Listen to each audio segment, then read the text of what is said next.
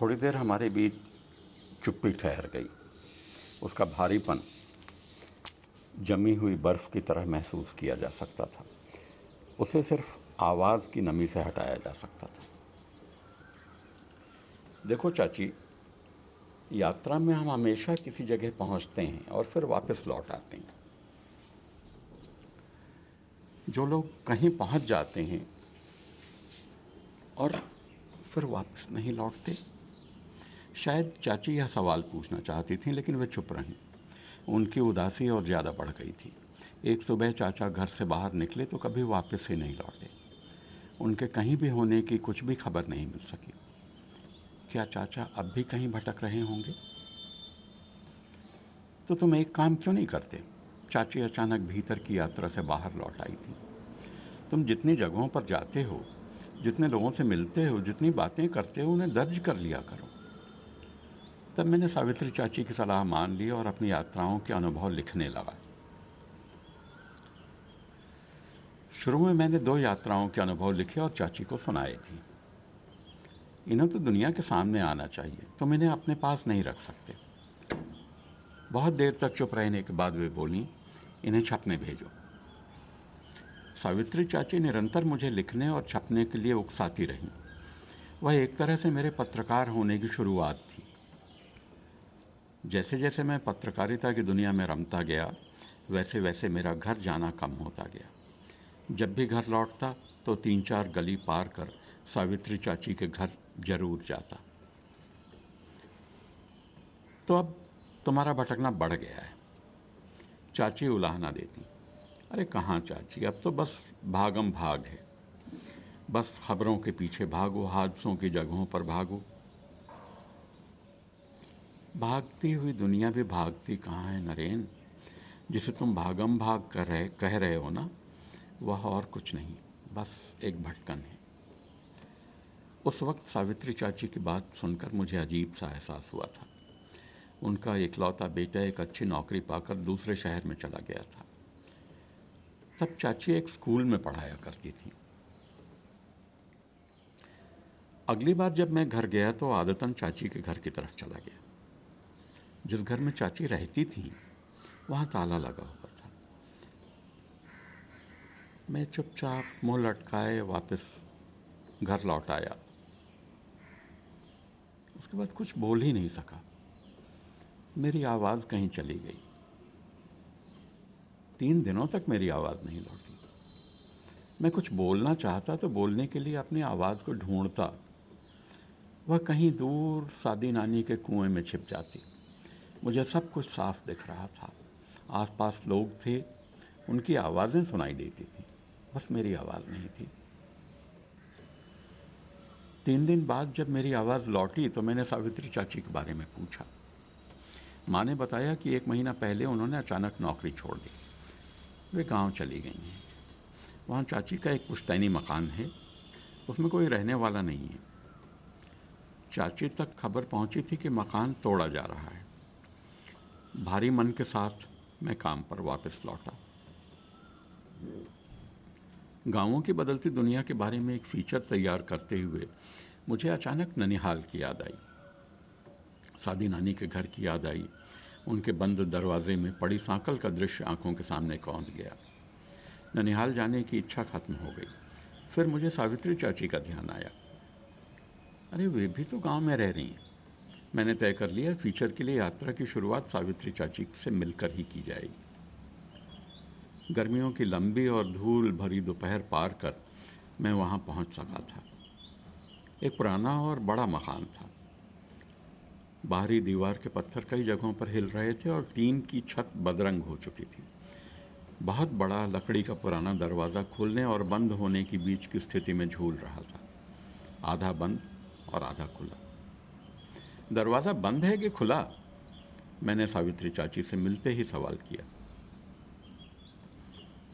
नरेन, कोई भी आता है समझ लेती हूँ कि दरवाज़ा खुला है, जब चला जाता है तो समझ लेती हूँ कि बंद हो गया है। मैंने गौर किया, सावित्री चाची बहुत बूढ़ी लग रही थी। शायद चंद सालों में वे दशकों की उम्र जी ली थी। कद वही था, चेहरा वही था, आवाज़ भी वही थी। बस सावित्री चाची वह नहीं रह गई थी। उनको देखकर लगा कि कुछ है जो बदल गया है।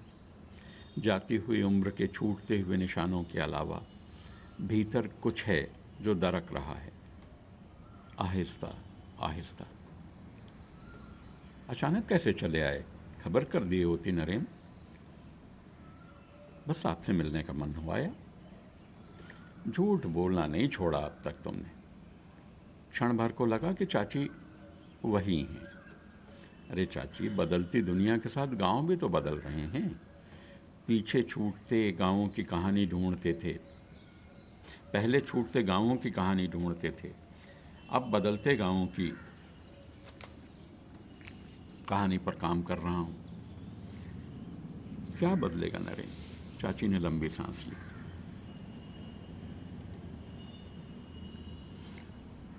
मैं तो ऊपर वाले से मना रही हूं कि मेरे रहते तो हवा खराब ना हो। सड़क किनारे के गांव और घर दोनों अब पैसों में बदले जा रहे हैं। उनका बेटा चाहता था कि वे उसके पास रहने चली आएं। खाली मकान वैसे भी एक बोझ है, वह ढहा दिया जाए तो ज़मीन की ठीक कीमत मिल जाएगी। लौटते हुए आधे बंद दरवाजे तक वे मुझे विदा करने आईं। एक फ़ोटो, उस खुले खुले से बंद दरवाजे के फ्रेम में उनकी मौजूदगी जिंदा सांसों की तरह महसूस हो रही थी। जानते हो नरेन, मेरी क्या इच्छा है? उन्होंने रुकते हुए कहा था, यही कि इस घर को भीतर से इतना सजा दूं कि यहाँ से कोई बाहर जाना ही ना चाहे। अरे चाची ठीक ही है, मुझे यह ख्याल कुछ जमा नहीं। श्रृंगार तो बुढ़िया भी करती ही है। विदाई के वक्त मैंने माहौल को हल्का बनाने के इरादे से कह दिया। चाची के चेहरे के भाव जिस तरह से बदले, उन्हें देखकर मुझे एकदम लग गया कि मैंने बहुत बड़ी भूल कर दी है। उनके चेहरे में हैरानी, पीड़ा और गहरी हताशा के भाव एक के बाद एक आए और चले गए। वे कुछ नहीं बोली, हल्के से मुस्कुराईं। उस मुस्कान में उदासी के तमाम रंग एक साथ उभर आए थे। मेरी हिम्मत नहीं हुई कि मैं एक बार फिर से मुड़कर सावित्री चाची की तरफ देखूं। मैं सिर झुकाकर चुपचाप बाहर निकल आया। वह फीचर बहुत पसंद किया गया। उस फीचर में मैंने सावित्री चाची का फ़ोटो भी छापा था, वही आधे खुले हुए दरवाजे के पास, उदासी से भरी मुस्कुराहट के साथ। वे भीतर थीं कि बाहर, पता नहीं चल रहा था। उस फीचर के 4 साल बाद मुझे एक बार फिर वहाँ जाना पड़ा। तब वहाँ भीड़ थी, बहुत सारे पत्रकार थे और टेलीविज़न के कैमरों की चमक थी। सड़क को चौड़ा होना था और उसकी जद में आने वाले गिने चुने मकानों को ध्वस्त किया जा चुका था।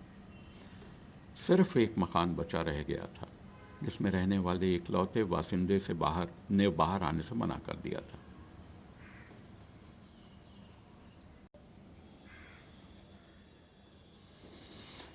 बहुत सारे पत्रकार उसका साक्षात्कार लेने की कोशिश में असफल हो चुके थे। मेरे पास यह खबर पहुंची तो मैं समझ गया कि और कोई नहीं, सावित्री चाची ही होंगी। मैं तुरंत रवाना हो गया। मैं सावित्री चाची से बात करने के लिए बेताब था। रास्ते में सोचता रहा कि उनसे किस तरह की बात शुरुआत करूंगा। सबसे पहले तो मुझे पिछली बार विदा के वक्त कही गई बात के लिए माफ़ी मांगनी चाहिए।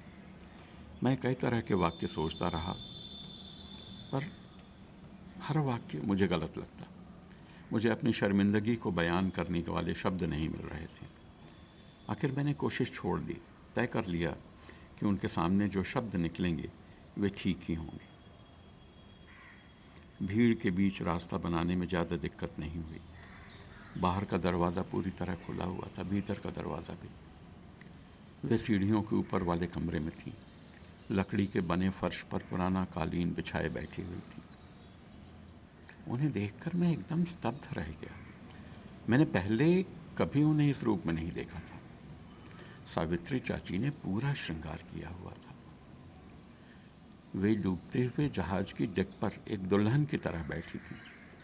आओ नरेन, उन्होंने मुझे पहचान लिया था। मकान को तो मैं सजा नहीं सकी, सोचा खुद को ही सजा लूं। उनकी आवाज़ और चेहरे की भंगिमा देखकर मैं अवाक रह गया। मैं कुछ नहीं कह पाया, मेरी आवाज़ बंद हो गई। मैं कैसे मान लूं कि वह हादसा था? वह दृश्य बहुत साफ दिखाई दे रहा है, अब शायद उसके बारे में ना कह पाऊं।